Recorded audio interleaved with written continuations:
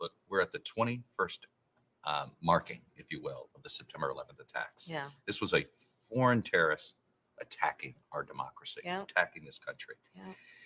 We're now, as a nation, battling a threat from within.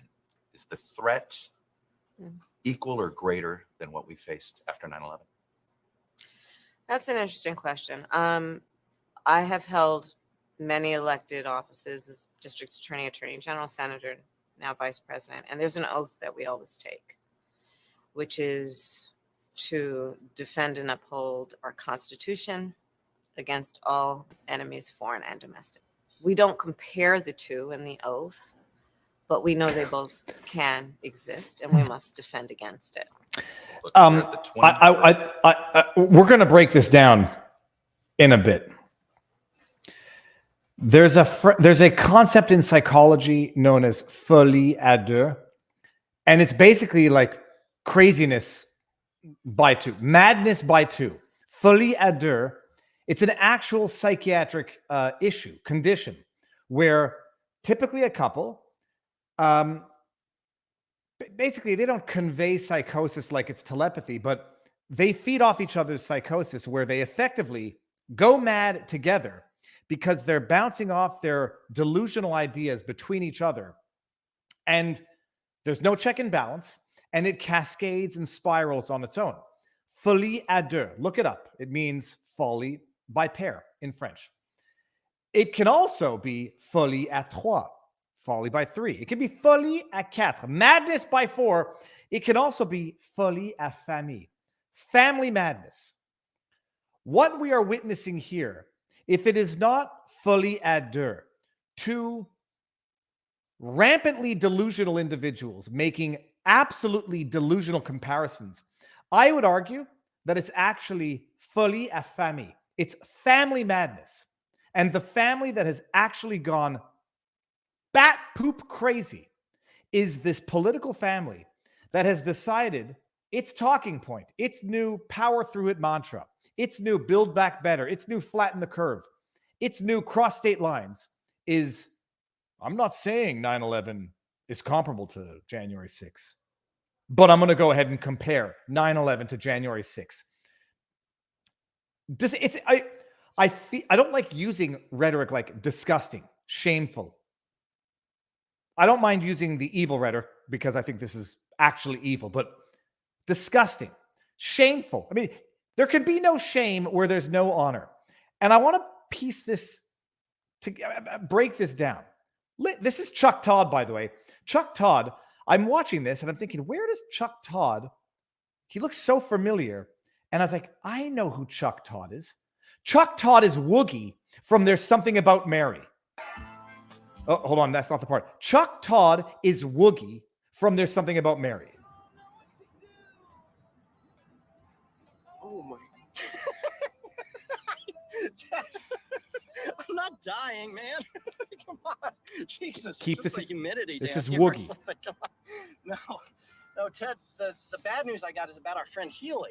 I sent my assistant down to his apartment. Let this sink in. This is Woogie. Something About Mary, a movie that I haven't seen in 15 years. I wonder if I would find it unfunny and terrible. That's Woogie. Let's get back to Chuck Todd. Chuck Todd is Woogie.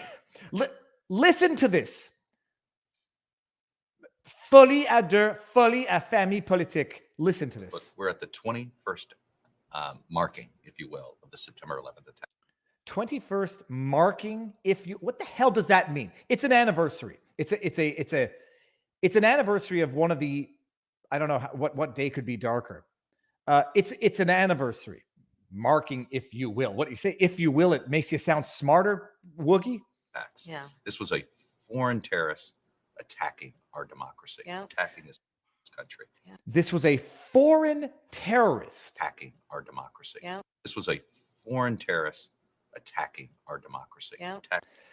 It's an interesting way of phrasing it. A foreign terrorist attacking our democracy. They were attacking the country. They've attacked countries which are not democracies. I wouldn't necessarily call it a foreign terrorist attacking democracy per se. They were definitely attacking the country.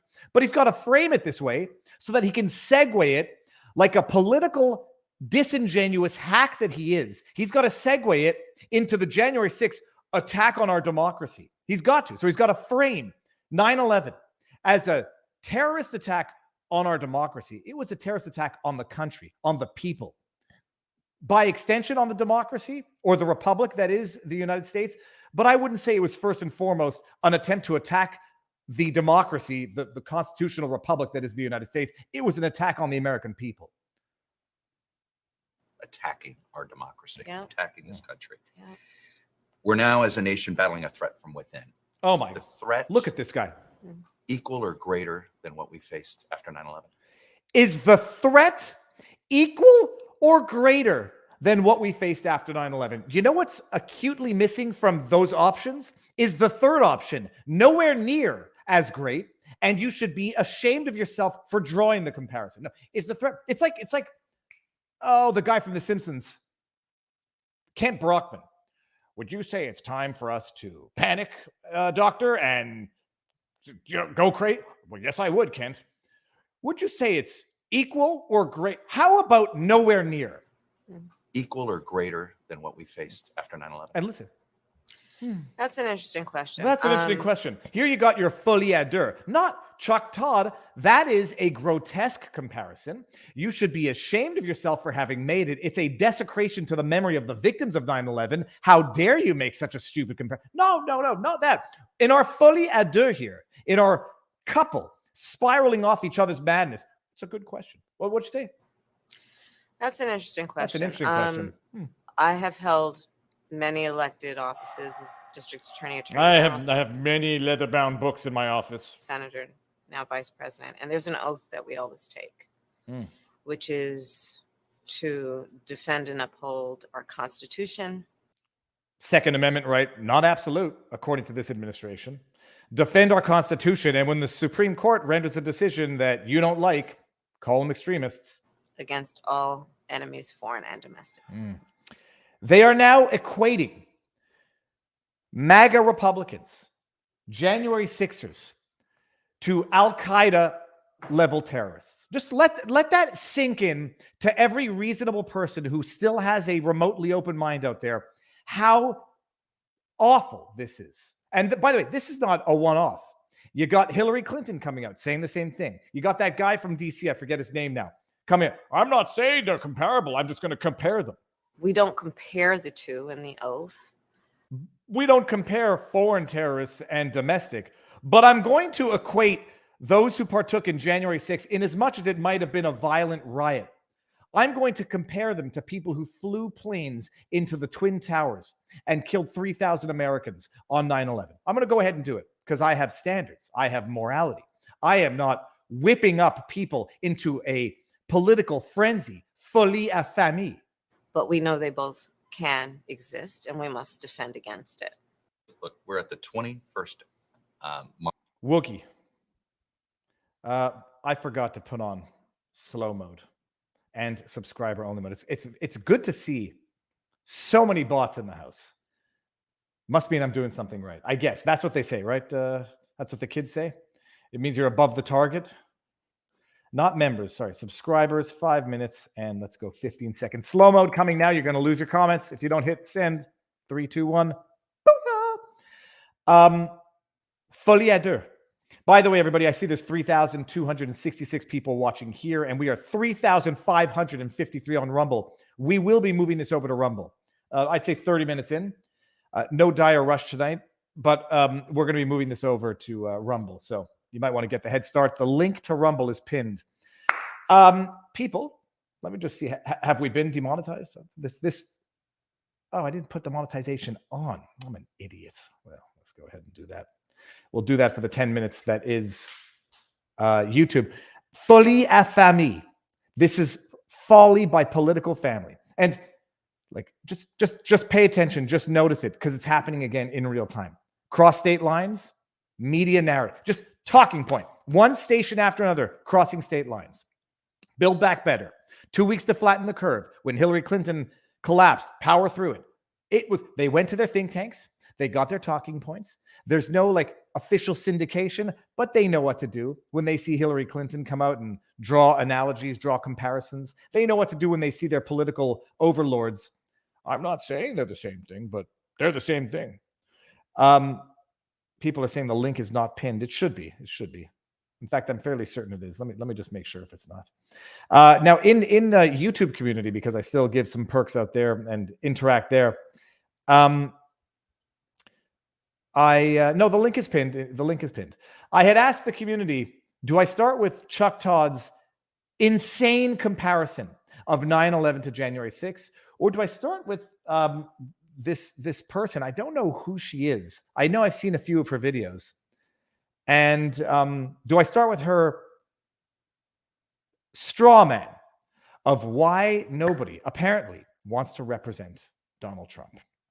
First things first, Jason Lizotte, thank you very much. Chuck Todd will not even be a footnote to a footnote. This is disgusting, and she is so beneath the office. Keep up the great work, Viva. Thank you very much. People need to see this, and they need to call it out in the sense that, no, it's not acceptable to compare January 6th to 9/11, period. I know some of you out there saying, Viva's a Canuck who's, come down to Florida recently. You shut your mouth. You don't have it. I have family in America. My brother and sister were in New York on 9/11. I remember that day ingrained in my soul as much as everyone else out there. I was on the phone with my brother. I didn't know where my sister was at the time, and we found out that she was fine. I was on the phone with my brother. He's watching on the news. I'm watching on the news. And because he's, closer, I had a 3-second lag on my television. I hear my brother as we're talking, making sure where everyone is. I hear him freaking out on the other end of the line. And I say, what's going on? And he says, the tower's coming down, the tower's coming down. And I hadn't seen it. I'm watching live TV. And then 3 to 5 seconds later, I see it as well. This is 9/11 touched, I'll say everybody, to greater or lesser degrees, and for some to much greater degrees. I cannot imagine what an abject insult it is to the immediate, not even the victims' families, to have these politicians, these media talking heads come out now and draw these preposterous comparisons. 9/11 was bad, but we have to remember we're under attack now too. 9/11 as a day of commemoration is about 9/11. And shame on anybody who actually attempts to exploit the anniversary of 9/11 for political points today to try to analogize it or equate it to January 6th. Okay. All that to say, we've got a couple of minutes here until Barnes gets in. So let's do both. Listen to this. We've listened to this, and you'll tell me where the straw man is. First, this came from Ken Olin, blue check mark. She's good. She's very good. I swear to you, I didn't know who was being satirical or parody here. Neither were. But listen to this insightful analysis.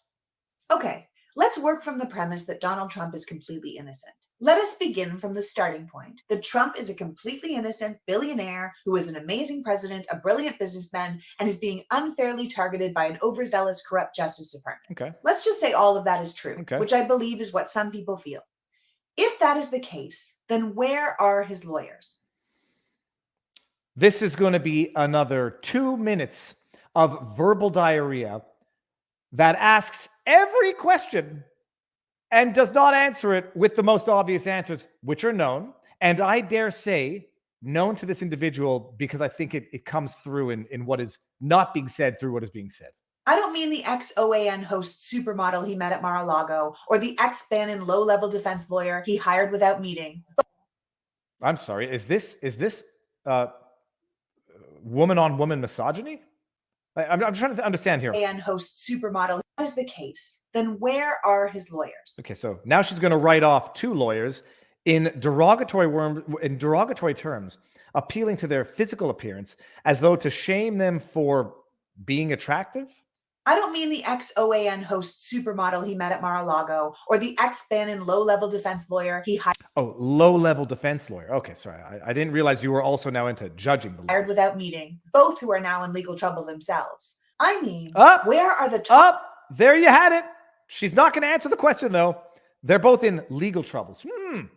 top of their class Harvard Law School defense attorneys out of New York or Dallas or Miami or Los Angeles. I mean, this is a high-profile client, a Republican billionaire ex-president. Who wouldn't want to represent him? Especially if you're working from the premise that he is completely innocent and the subject of a gross overstep by the FBI, and there is endless proof that everything he's done is completely justified.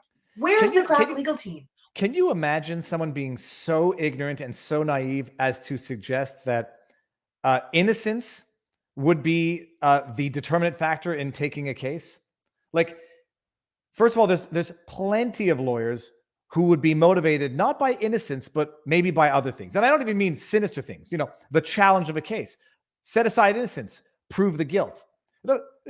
He's innocent. Everyone should be jumping on the case. Oh yeah, that's how it works. Where are the firms charging thousands of dollars an hour? He should have the best legal minds in the country tripping over themselves to represent him. Where is the team put together from the Federalist Society lawyers? Leonard Lee. Where are the Federalist Society lawyers?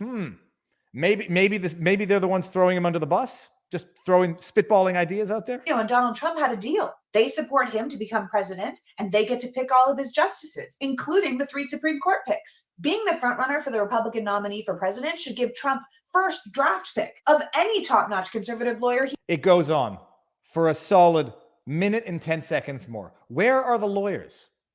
Do you know what answer this person conveniently fails to indicate? Where are the lawyers?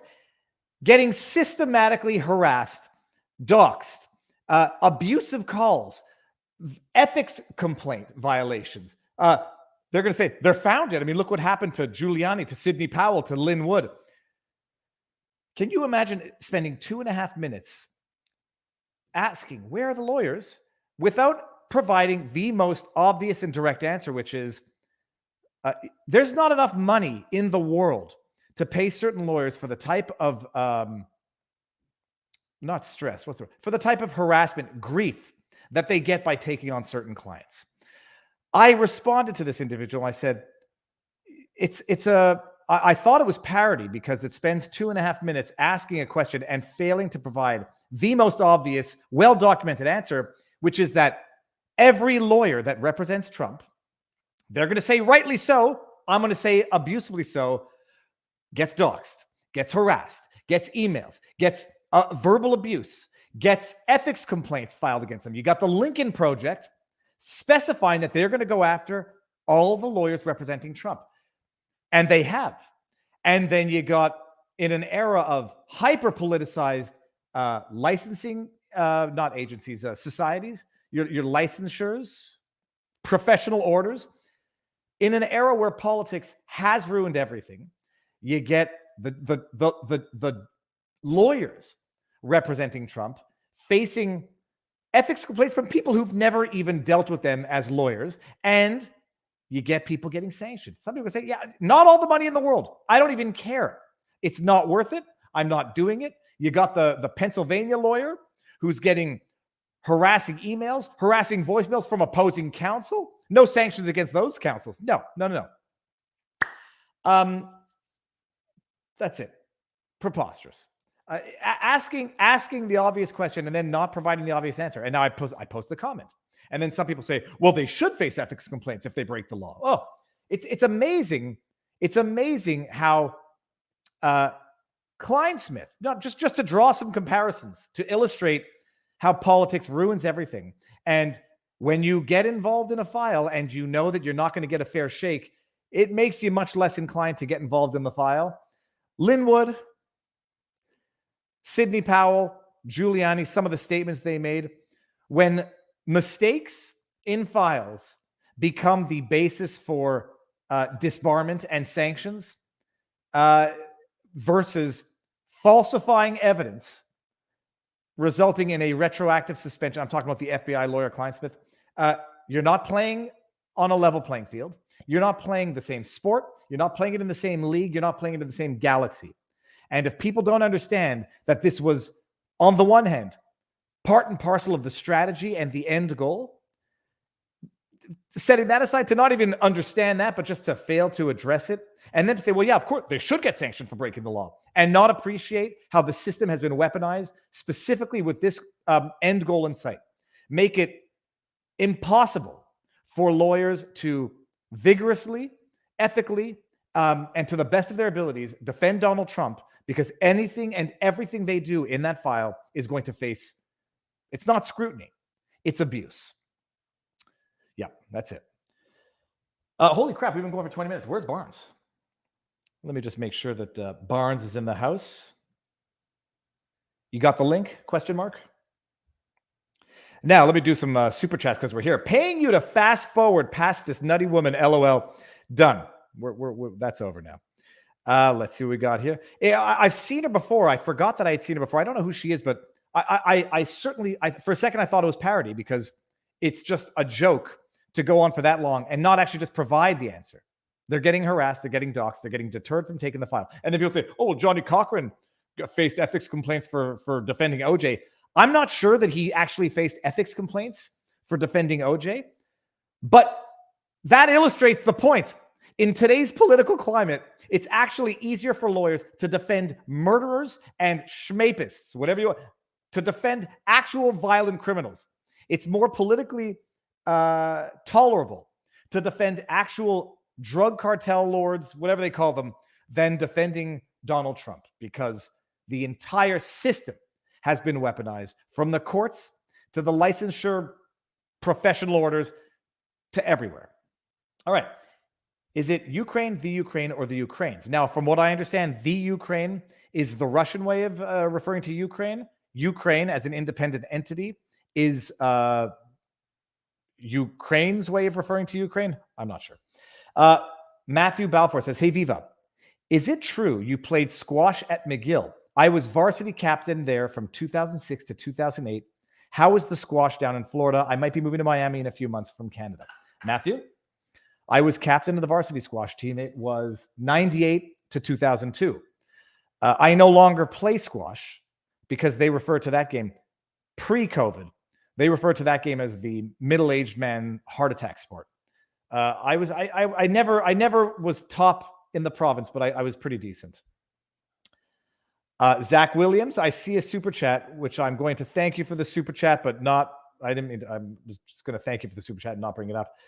I appreciate humor, but I don't want anyone thinking I endorse that type of humor. My dog passed away today at 18 years old. It's not a tragedy, but I just wish I could have been there for his final moments. Your stream helps. Thank you. You never get used to the passing of a dog, no matter how many dogs you've had. You can never get used to the passing of a dog. It's, in a way, it's almost harder than, I don't want to make Ashenden, I don't want to make you sad. This is, there's a white pill part of this. In a way, it's harder than when humans pass, because humans are, you think humans are conscious in the sense that they know what's going on, and you sort of take for granted dogs don't. But I think they do. And by the way, a dog living to 18 years old is the ultimate flattery. It's the ultimate compliment that the dog, that God, that nature can give a person. A dog that doesn't want to leave a family, 18 years, his memory will be the blessing, but it's the ultimate flattery when a dog lives that long. And we got this. The stream on Rumble doesn't appear to be working. No. I checked before I went live. We got 7,578 people watching. It is working. Well, until Barnes gets here, I'm going to talk about Woogie. I'm not going to talk about Woogie. Yesterday's stream with Dr. Harvey Risch was phenomenal. It's on podcast on Viva Barnes Law, not Locals. It's the video's on Locals, but the podcast is on the podcast, Viva and Barnes Law for the People. And now I see why Barnes wasn't available yesterday. He appears to be out of his natural habitat, and I don't know where he is. Okay, Barnes, I'm bringing you in. Let me just do 2 more super chats. You're way red-pilled, dude. Are you sure you weren't switched at birth with an American plus that hair? The hair is there. Let's do love having you here with us. How do you think the Sabres will do this year? I don't watch sports. I probably should. It might be a bit of a distraction from life. It's not the burden on the DOJ to show that Mar-a-Lago documents are not classified. We're getting there. Okay. In fact, we'll get there right now. Robert, I'm bringing you in. 3, 2, 1. Sir, Hey. you're not home, are you? No, I'm not. I'm in Dallas, Texas, actually, at the moment. May I ask, am I allowed asking what you're doing in Dallas, Texas? Oh, I was actually at the game yesterday. Okay. I mean, I have a bunch of cases that are in Texas. So the FDA cases here in Texas, the whistleblower cases here in Texas. I've got other vaccine mandate cases here in Texas. I have a client that has a range of banking. He's being targeted for his politics in the banking arena. He lives here in Texas. Other cases potentially in Texas. So yeah, Texas has a lot of activity. So I'm here back and forth, and I have an office here and a lawyer who's Texas licensed here. But I took in the Texas college football game in Austin, which was fun, and then the Cowboys. That's a different level arena there. Ugly game, but beautiful environment. Fantastic. Now, Robert, I'm just going to say we're going to go live to Rumble at 30 minutes on the nose, so no warning. It'll just be 4 minutes counting down from now.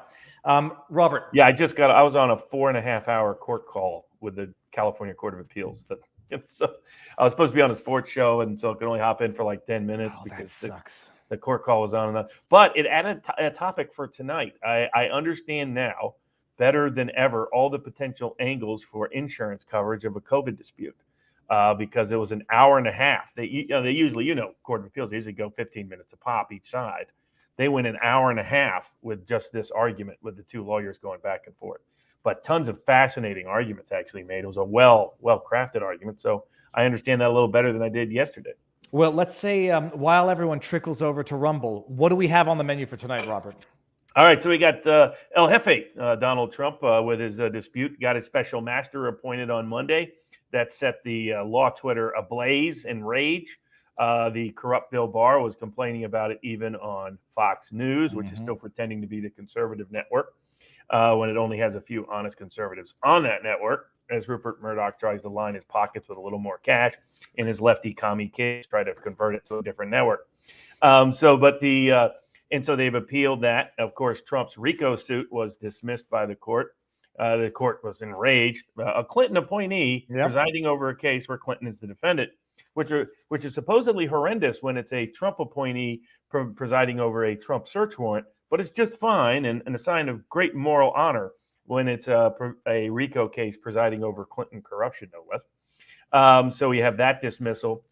We have the COVID case I just talked about, and we got about, 20 other potential cases or legal topics to discuss across a wide range of cases and context. And of course, the Alex Jones case comes back as the big Connecticut case, starts on Tuesday. So let's just get this one out of the way, Robert. And I'm putting in the link so everyone move it over to Rumble now.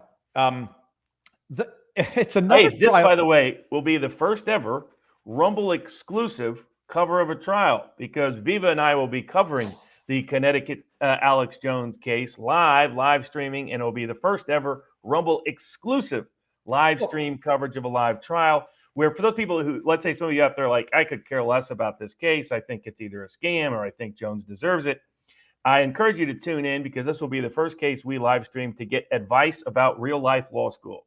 So you're going to get a crash course in the manner of handling a courtroom, questions about evidence, various objections that can be or aren't raised or adjudicated, how to handle witnesses, how to read and interpret witnesses, how to present opening statements and closing arguments and make oral arguments to courts.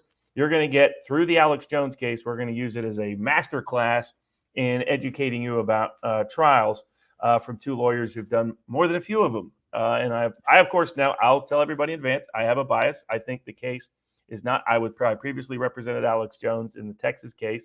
I don't believe the case is constitutionally correct, but that's independent and separate from analyzing these witnesses, analyzing the lawyers, analyzing the court. I've been very critical of this particular court, but the court has a reputation previously of being fair and impartial, so maybe she'll be okay in the trial itself. We'll find out. But when we said we're going to do this, I mean, it's going to be fantastic, but it's scheduled for 4 weeks, and it's on damages alone. It is. What it really is 4 days each, because Monday's off. And my understanding, it's a shortened trial day. This happens a lot with state courts. So my understanding is it goes from 10 a.m. to like noon. There's a long lunch break. And then from like 1 or 1:30 to 4:30. So it's more like 5 hours a day typically. of actual material. And it's only 4 days. So it's 60. And my guess is the 16 days is padded because the only reason why it could be this long is there's 15 plaintiffs, as my understanding. Now, to give you an idea, one of the plaintiffs that we're going to be focusing on part in this case is there's a former FBI guy suing. So it's like, hold on a second. What exactly are we opening the door to? So you could have all the controversy about Sandy Hook you want, the parents' issues, and so forth. Why is an FBI guy getting to sue a media person for raising questions about how the FBI handled the case? That raises a whole new can of worms. But I think, in fact, it will probably end up being a 10 to 12-day trial. I don't think that it'll end up being a 16-week trial. So it's a 16-day trial. So but I think that, and I won't necessarily be available every day, but I'll be available most days. I have some depositions and some other things I'll have to hop in and out of, but we'll have fun. It will be fun. And with that said, people, we're going to end this now on YouTube, and it's going to be exclusively on Rumble in 5, 4, 3,